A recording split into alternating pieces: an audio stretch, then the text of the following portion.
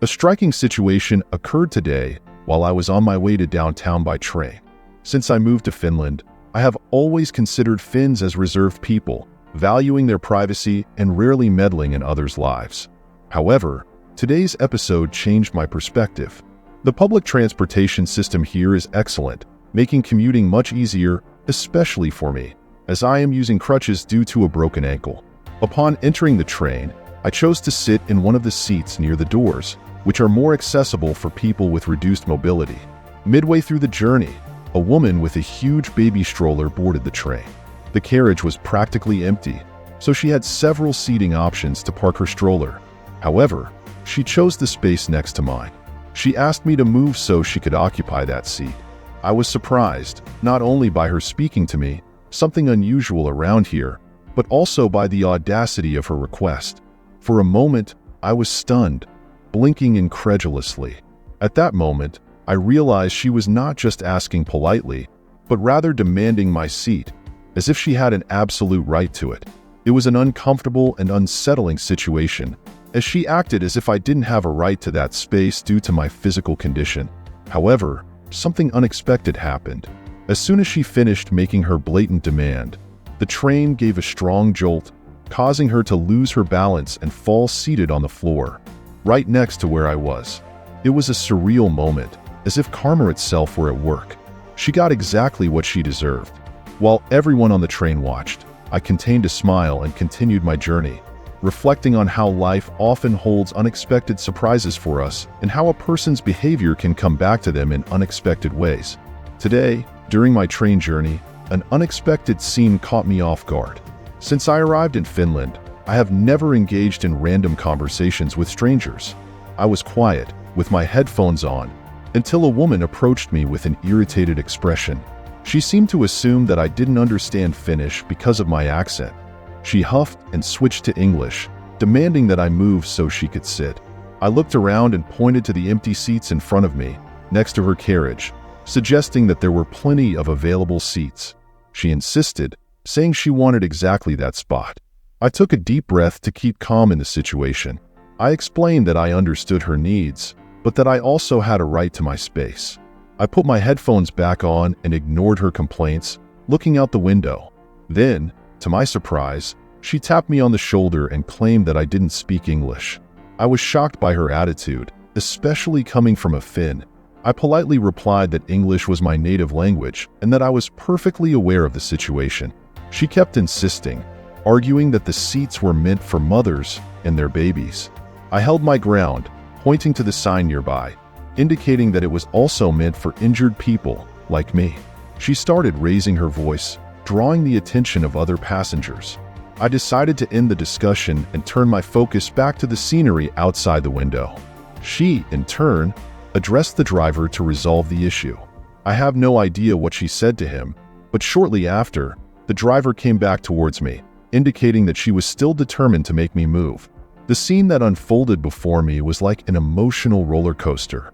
The woman, now clearly irritated, returned to her seat on the train and practically threw herself into the folding seat. However, in a beautiful example of instant karma, the seat was not willing to accept such undue force.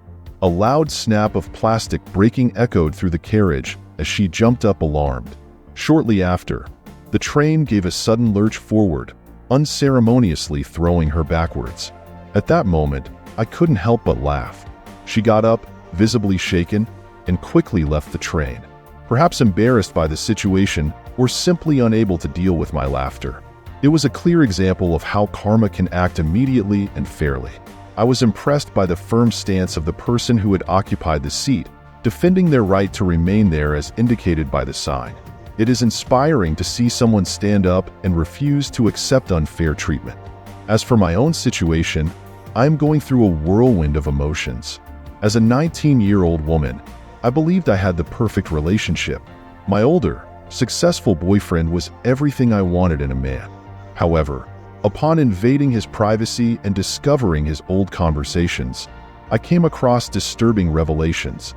He expressed his love for me, which was comforting, but I also found out that he coordinated accidental encounters and seemed to track my location with the help of friends. These discoveries shook my confidence and left me questioning the truth behind our seemingly perfect relationship. Feeling lost and scared in a situation like this is understandable. Your parents and friends may love your boyfriend, but it's important to remember that this is your relationship, not theirs. If you feel insecure or uncomfortable, it's crucial to reassess the situation. It's alarming that he and his friends planned accidental encounters to make you fall in love. This can generate feelings of violation and insecurity. The story of humiliating the ex-girlfriend in front of her family is disturbing. The author noticed signs that something was wrong but hesitated to jump to conclusions. He took care of most things at home while she focused on her studies. However, the relationship began to deteriorate when she started acting strangely and distant. These feelings of uncertainty and insecurity should not be ignored. If you feel violated or threatened, it's time to reconsider your relationship. Respect and safety should be priorities in any relationship. If something feels wrong, trust your instincts and seek support to make the best decision for you. As the days went by, I noticed that she was increasingly absorbed in her phone and barely spent time with me, except during meals. I began to deeply question our relationship and eventually decided to investigate. Although I felt guilty for invading her privacy, I now know it was the right decision. It was during a moment of her carelessness, while she was taking a shower, that I took the opportunity to check her messages. What I saw left me completely devastated. She was exchanging messages with another guy, including intimate photos, arranging meetings, and even insulting me. I was stunned for a few moments, but I decided to take action. I left her at home, pretending to go fetch something to eat, and called my parents to tell them everything. My mom cried on the phone, and my dad suggested that I spend some time with him and my brother to calm down. I took a day off and went there, where I cried and vented the whole situation. During that time, I began to plan my revenge against my ex. Her parents loved me, and I knew I could use that to my advantage. While waiting for their invitation to dinner, I continued investigating and found out more about the other guy she was seeing. When I finally received the invitation, I was prepared. I left her parents' keys and address for my father, and during dinner, I made a revelation that left them shocked. I calmly explained the situation, and when I mentioned the other guy's name, my ex turned pale and unable to speak. She tried to explain herself, but I silenced her, knowing there was nothing more to say. I sent her father most of the evidence I had, the messages and condescending comments about me. Looking at my ex, I told her to return the keys to my apartment. At first, she refused, but her father pressured her with tears in his eyes and a threatening voice, demanding that she hand them over. Eventually, she relented, protesting about her things supposedly still being there.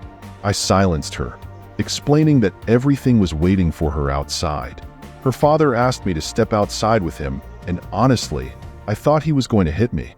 However, when we got out, he cried and hugged me, apologizing for not seeing who my ex really was. I told him he was an incredible person and that I would always be around if he needed help.